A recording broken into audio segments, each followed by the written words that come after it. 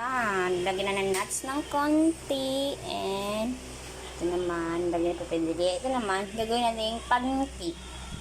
Parang cupcake siya. Like that.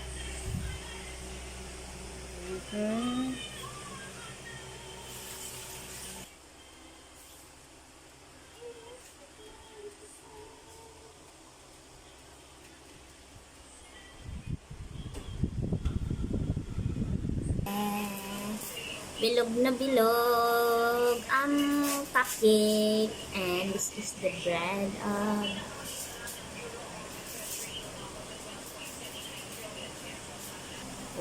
lumubo na siya. May nuts at saka wala. This is merong nuts. Ito ay wala, plain lang siya. Sa taas lahat ay merong nuts. Look, so yummy and delicious. Look, umangat na siya.